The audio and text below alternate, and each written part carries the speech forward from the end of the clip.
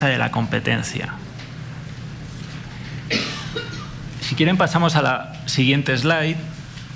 La segunda pregunta que se hacía es ¿cuáles son las características del mercado de servicios en línea? Hay muchas respuestas. Digamos que pueden darse distintas perspectivas, pero si observamos, por ejemplo, las particularidades del mercado de servicios en línea y del ecosistema digital en Latinoamérica, podemos observar distintos elementos que son algunos interesantes. Por ejemplo, se han producido muchos avances en los niveles de penetración y en la conectividad. En el caso de los servicios en línea podemos observar que hay desigualdades geográficas y sociales. Tenemos zonas con niveles de acceso y de uso de los servicios que están al nivel de los países más desarrollados de la OCDE y otras zonas donde existe una brecha digital. Pero la realidad, por ejemplo, es que en el caso de Latinoamérica y de México es muy destacable el uso que se tiene de redes sociales. El nivel de uso es muy elevado y lo que llama la atención es que esas redes sociales o esos servicios son empresas globales, no son empresas locales, ni en México ni en Latinoamérica. Sí que hay dos sectores donde hay una participación importante de los servicios locales. Particularmente menciono dos. El caso de los contenidos de vídeo, donde hay, por ejemplo, en el caso de México, Televisa, donde hay grupos creadores de contenidos muy fuertes y que además tienen una, digamos, identificación cultural con los países donde están, que hacen que los usuarios consuman esos contenidos, esos vídeos. Por ejemplo, antes estaba comentando en el caso de Netflix, se está percibiendo una cierta tendencia a la introducción de contenidos locales en el caso de México. Otro dato característico es el tema de las plataformas de comercio electrónico. Hay un aumento, por ejemplo, de la publicidad online. Publicidad online no significa que mejore el comercio electrónico, pero en cualquier caso, en el caso del comercio electrónico, existe en Latinoamérica, por ejemplo, Mercado Libre, que es una plataforma bien importante, ubicada en Argentina. Entonces, en el caso de las plataformas de comercio electrónico, también se observa que hay una presencia local importante con respecto a las plataformas globales. Yo creo que esos serían, por ejemplo, algunos de los elementos característicos del mercado de servicios en línea en Latinoamérica. Y tratando de responder a la siguiente pregunta, en la siguiente slide, la pregunta es ¿cuáles son los derechos de los y las usuarias de Internet? En el caso de México, como estábamos comentando, es decir, el marco jurídico es claro. Está establecido por el artículo 6 de la Constitución, que establece el derecho al acceso al Internet y a la banda ancha para los ciudadanos mexicanos. Con dos partes. Es un derecho de los ciudadanos, pero también es una obligación del Estado. Junto con este artículo 6 y el artículo referido a la neutralidad de red que comentábamos, donde se establecen los 7 principios en la Ley Federal de Telecomunicaciones y Radiodifusión, consideramos que este es el marco jurídico que marca la discusión de neutralidad de red en México. Y quisiera concluir con la última diapositiva, donde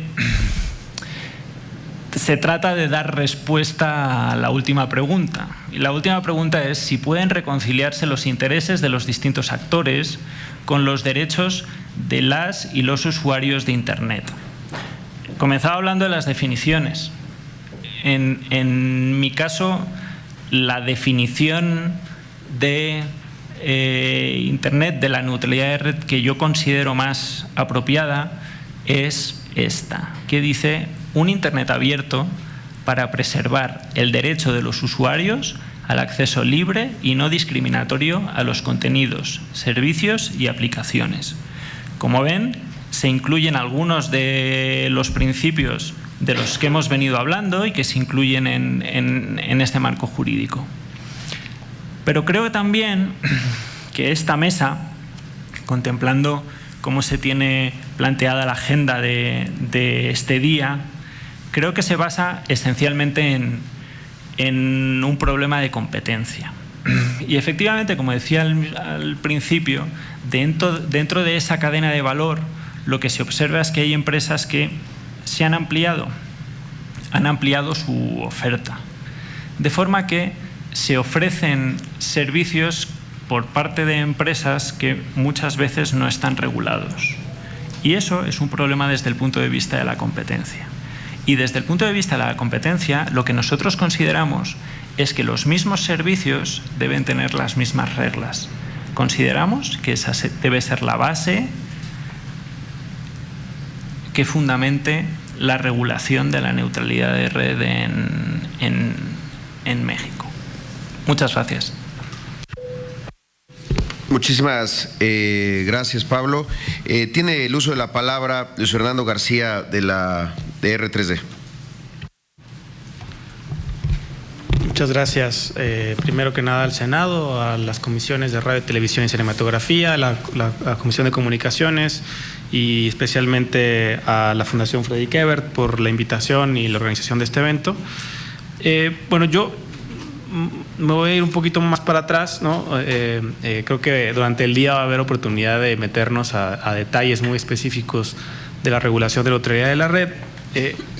Y me gustaría empezar, digamos, por apuntar algo que probablemente es obvio, que es, creo que la mayoría de los que estamos acá, me imagino que todos acá hemos tenido la posibilidad de acceder a Internet, una posibilidad que no, desgraciadamente no goza casi o más de la mitad de los mexicanos, de acceder a Internet, y hemos podido ver en nuestra vida cómo es que el acceso a Internet ha potenciado nuestro ejercicio de derechos. Podemos acceder a más información, más plural, de manera más inmediata, digamos, información que recorre distancias amplísimas de manera muy veloz, ¿no?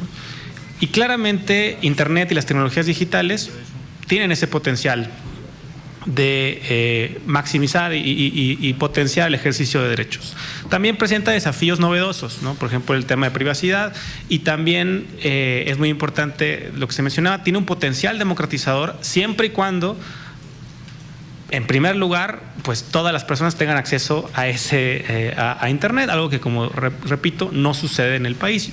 No puedo dejar de mencionarlo, porque mientras eso no esté resuelto, mientras que la promesa de la Constitución, la obligación del Estado es garantizar, es caminar de manera progresiva hacia una conexión universal, ¿no? Mientras eso ni siquiera estemos avanzando de una manera importante, va a estar cercenada el potencial democratizador de Internet y las tecnologías digitales. Pero bueno, digamos, claramente Internet es importante y tiene un potencial de ejercicio de derechos humanos, y para proteger ese potencial, y las razones por las cuales tiene ese potencial son básicamente, dentro de muchas cosas, que hay barreras de entrada muy bajas a participar en el debate público a través de Internet, pero también al comercio, a la innovación, digamos, cuántas compañías de Internet han empezado como compañías muy pequeñas que justamente no le tienen que pedir permiso a nadie para poder hacer una iniciativa innovadora, y han tenido éxito, otras no. Pero esa posibilidad de irrumpir y de no nada más y no veamos acá a los usuarios nada más como actores pasivos dentro de Internet, son también activos como productores de contenidos y de expresiones, pero también como receptores, como la posibilidad de buscar, etcétera. Sin duda es muy relevante. Y en ese ecosistema, los intermediarios, quienes dan acceso a Internet, quienes proveen servicios de Internet, juegan un rol esencial. Y aquí apuntaría como un elemento a tomar en consideración, que espero algún día se emitan esos lineamientos, que ya llevan 3 programas anuales de trabajo en el IFT anunciando la consulta pública y nomás no inicia. ojalá el año que entra sea el bueno. Y un instrumento, un documento que es bien importante que se toma en cuenta es, por ejemplo, el informe sobre libertad de expresión e Internet que emitió la Relatoría de Libertad de Expresión de la Comisión Interamericana de Derechos Humanos, en donde se dan también acercamientos muy importantes desde los derechos humanos a estas problemáticas. En ese documento se habla, por ejemplo, del rol importantísimo que tienen los intermediarios. Como los intermediarios, de los intermediarios depende, por ejemplo, el acceso o el acceso a servicios en Internet que son fundamentales para tener una experiencia que sea también significativa para el usuario. Por ejemplo, el servicio de buscador. Si no hubiera buscadores, pues estaríamos muy complicados de poder navegar en la magnitud de la información que existe y que es accesible en Internet. Esos intermediarios, las decisiones que toman, las decisiones que no toman, tienen efectos en cómo los usuarios experimentan Internet. Y es por eso que, por un lado, por ejemplo, en ese documento se habla de la protección jurídica que tienen que tener los intermediarios, por ejemplo, con el principio de no responsabilidad de intermediarios, de tratar de no responsabilizar al intermediario por lo que hace el usuario de manera necesaria, con sus condiciones, por supuesto. Así como no hacíamos responsable a la empresa telefónica de lo que una persona hacía hablando por teléfono, el principio se expande a hay que tratar de no hacer responsable a los intermediarios, de no convertirlos en vigilantes y en policías de Internet, porque puede generarse efectos nocivos. Entonces, hay una consideración desde los derechos humanos a los intermediarios de protección hacia ellos, para que ellos no tengan incentivos que hagan que ellos mismos cometan violaciones a los derechos de los usuarios. Pero también se habla en ese documento, por ejemplo, del tema de neutralidad de la red. Y esencialmente, como mencionaba, la razón por la cual Internet ha sido tan significativo para la sociedad y para las personas que tenemos acceso a él es porque ha removido lo que en inglés se llama gatekeepers, los voy a llamar de ahora en adelante cadeneros, ¿no? Los cadeneros que hacían de cadeneros para, por ejemplo, en la radiodifusión. Si tú querías tener un programa de televisión o querías difundir información, pues tenías que tener conexiones, contratos o buenas amistades dentro de los radiodifusores, si no, pues no puedas tener tu programa de televisión. Ahora es más sencillo, ahora yo no tengo que pedir permiso a nada, abro mi cuenta en YouTube y listo. Estoy transmitiendo para un montón de gente, ¿no? Y lo que hay que cuidar es que, y el principio de neutralidad de la red va orientado a eso, a impedir que se erijan nuevos o se mantengan esos gatekeepers, esos cadeneros en Internet, ¿no? Si no hubiera principio de neutralidad de la red, podría ser posible que un proveedor de acceso a Internet, como una empresa de proveedor de telecomunicaciones como AT&T o Telefónica o Telcel, o Telmex, etcétera, pueda fungir de cadenero y decir qué contenidos se pueden ver, cuáles no, cuál es más rápido, cuál es más lento, y eso tiene efectos muy problemáticos. Y eso es lo que está orientado el principio de neutralidad de la red. Y acá es muy importante, creo que sí, en el tema de las definiciones, de una vez ir sacándonos discusiones bizantinas que no tienen sentido, por ejemplo, como el confundir, ¿no?, deliberado o no deliberadamente, la neutralidad de la red con la gestión de tráfico. Como si fueran conceptos opuestos e irreconciliables. Y claramente no es así. El principio de neutralidad de la red no implica que las empresas no puedan hacer gestión de tráfico. Por supuesto que no. Sin embargo, sí implica, y el principio de no discriminación, que esa gestión de tráfico tiene que estar orientada a ciertos fines sí, y a otros fines no. Por ejemplo, este documento de la Relatoría de Libertad de Expresión menciona que la gestión de tráfico solamente sería permisible cuando sea necesaria y proporcional para preservar la integridad y seguridad de la red, para, por ejemplo, prevenir el spam o para gestionar temporal y excepcionalmente congestiones de la red. Claramente son gestiones de red que tienen sentido, que son proporcionales, que son necesarias, que son objetivas. Que, por ejemplo, trayendo los conceptos de derechos humanos, se habló de discriminación. En el derecho internacional de los derechos humanos se entiende como discriminación no la ausencia de una diferenciación. No, es cuando una diferencia de trato no es objetiva o razonable. La objetividad y razonabilidad de la diferencia depende de los fines que persigue, de la necesidad, de la proporcionalidad, de la idoneidad. Entonces, claramente, la gestión de tráfico es una forma de diferenciar tráfico. Diferenciar no es igual a discriminar. Cuando la diferenciación es discriminación, cuando no está atendiendo a estos objetivos, cuando está atendiendo objetivos comerciales como yo tengo como empresa de telecomunicaciones la posibilidad de decirle a Netflix o a Google o a quien sea, mira, si quieres que tu tráfico sea mejor o el de tu competidor es peor, tienes que darme una lana. Eso genera distorsiones, no solamente, en términos, primeramente de derechos, pero también competitivos y de competencia, pero no solamente de competencia, y es muy importante entender esto, que el tema de neutralidad de la red no es únicamente un tema que afecta a la competencia entre empresas de telecomunicaciones, sino que tiene efectos de competencia en otros mercados. Cuando las empresas de telefonía móvil te dicen que Uber no te gasta datos, pues yo soy Cabify y digo, oye, pues estás ahí, estás consolidando al incumbente y tiene un efecto anticompetitivo en mi mercado. Entonces, es muy importante que el regulador de telecomunicaciones tenga conciencia de que su decisión sobre regular neutralidad de la red tiene implicaciones no solamente de competencia entre empresas de telecomunicaciones, sino que tiene efectos de competencia en mercados de Internet. Por eso es bien importante, por ejemplo, que involucremos mucho más a la COFECE en este tipo de discusiones, porque seguramente en la emisión de los lineamientos tendría que dar una opinión. Y además hay problemas de competencia, y estoy de acuerdo con Pablo, hay problemas de competencia en los mercados de servicios de Internet que no necesariamente le toca al regulador de telecomunicaciones atender, ni es la regulación de neutralidad de la red la única ni la mejor herramienta para resolver. Entonces, tampoco queramos darle a la regulación de neutralidad de la red, caracterizarla como la única herramienta que tiene el Estado para también fomentar competencia en los servicios de Internet. Creo que no necesariamente es así. Y bueno, yo lo dejaría hasta acá a reserva de que sigamos discutiendo sobre este tema. Gracias. Muchísimas gracias, Luis Fernando. Tiene la palabra el doctor Arturo Robles a nombre del IFT para también hacer comentarios sobre el tema de la mesa. Muchas gracias, senador. Pues indiscutiblemente, y como lo hemos visto, hay distintas perspectivas desde la cual se tiene que ver la neutralidad de la red. Específicamente, como veíamos en el tema de la mesa de hoy, es un concepto que a su vez tiene herramientas y que están involucradas con derechos humanos, con Internet, con la competencia, con libertad de expresión, con libertad de acceso a la información.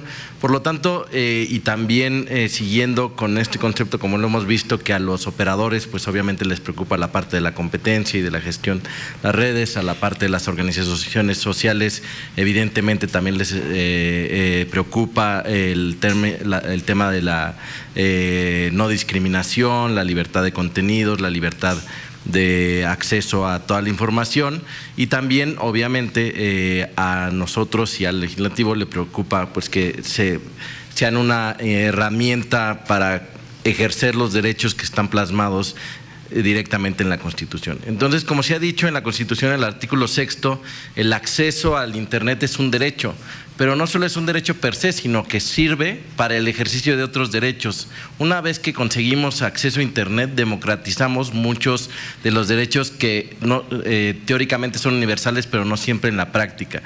Una vez que una persona tiene Internet, puede ejercer su libertad de expresión, puede acceder a servicios de salud, puede acceder a servicios de educación, inclusive puede utilizarlo para ejercer su derecho al trabajo. Justamente lo que se está buscando y lo que hemos visto en los últimos años es que estamos avanzando de una sociedad que era una sociedad tecnológica que aplicaba las tecnologías hacia ahora una sociedad digital, es decir, que todo mundo aproveche las posibilidades que tiene la sociedad de la información, que le saque provecho, que se vea reflejado en un bienestar o en un cambio de vida a través del uso de estos servicios, y que también se sienta confiado en ir en la construcción de este nuevo entorno. Es como, y como se ha planteado en otras ocasiones, es pues como la sociedad o cuando tú estás en tu entorno en el que te desarrollas, pues lo que quieres es tener seguridad, lo que quieres es que tengas buenos servicios, lo que quieres es que si que tengas una escuela cerca, lo que quieres es que tengas sanidad, lo que quieres es que tengas todos los servicios. Pues lo mismo sucede ahora cuando estamos en una sociedad digital, y para eso en este mecanismo que como se plasma en la presentación es un engranaje. Uno de estos engranes que tiene que ver con otras tres cosas como aquí se han mencionado, que son la competencia económica, la parte tecnológica, que es la gestión de las redes, y la parte social y de libertad de expresión y de ejercicio de derechos, es con lo que tenemos que considerar para cada uno de estos neutralidad tecnológica. Es evidente, como lo han mencionado otros, que son objetivos que están entrelazados pero que no son los mismos. Por eso sí tenemos que tener muy claro qué busca la neutralidad de red y para qué lo busca.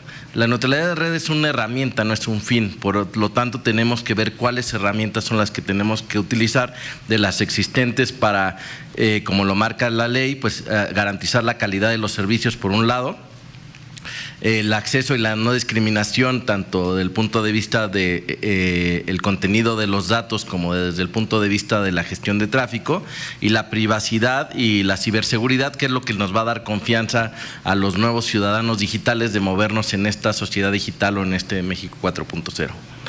La siguiente. Entonces, siguiendo con este orden de ideas, pues el primer principio y el que está directamente vinculado con la competencia y con la libertad de expresión es el acceso y la no discriminación, es el primero.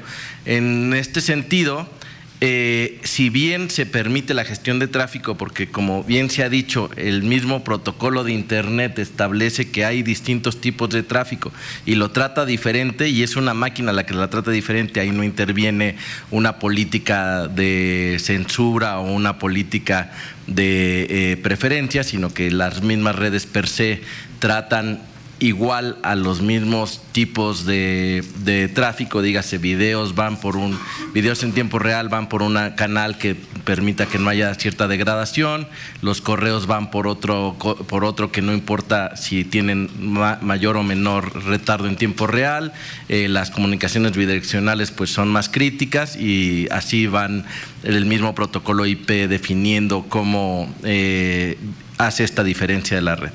En cuanto a las prácticas anticompetitivas en el término de competencia económica, pues encontramos el bloqueo de contenidos y aplicaciones, la priorización de tráfico según un proveedor y dedicar cierta capacidad o mayor capacidad a contenidos y aplicaciones propias, que esta parte es, pues en otro sentido, dar priorización a ciertas, no a cierto tráfico, sino a ciertas aplicaciones.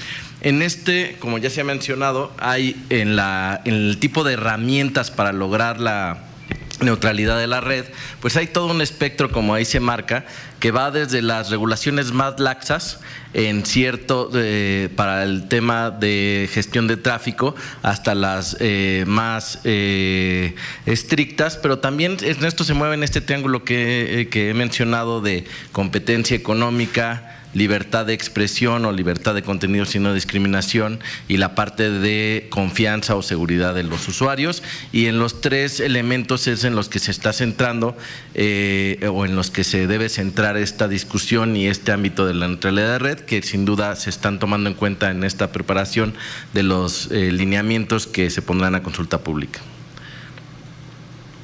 En cuanto a fomentar la confianza de los usuarios, nuestro segundo principio, ¿cómo se logra? Pues la privacidad de los usuarios, o por lo que muchas veces alguien no participa en esta nueva sociedad digital, es porque tiene miedo, obviamente, a que el Big Brother, que lo han mencionado, o este gran ente que nos podría verificar, o inclusive no una gran entidad, sino personas que quieren tener acceso para tomar ventaja y vulnerar nuestra privacidad. Y también por la parte de la ciberseguridad, que esa, si bien no es directamente responsable o no es un elemento directamente involucrado en la neutralidad de las redes, es el otro gran componente que nos da confianza para podernos mover en esta sociedad digital y poder gozar de este ciberbienestar. En este sentido, pues lo que se busca cuando se ponen políticas como las de la Unión Europea es que exista transparencia en qué es lo que vas a gestionar como el tráfico. Es decir, si vas a hacer esta gestión de tráfico más allá de la propiamente técnica para evitar degradación de la calidad de los servicios, pues la tienes que publicar. ¿Esto qué hace? Pues que el usuario se empodere porque tiene la libertad de elegir si quieres estar con el regulador con el operador, perdón, que te garantiza cierta calidad, pero que puede que te esté gestionando el tráfico y darle preferencia a ciertas aplicaciones, o irte con el operador que no lo tiene, pero que ellos mismos te dicen este es un trade-off o un costo de oportunidad en el que puede que en algunos momentos tengas degradaciones de la calidad de servicio.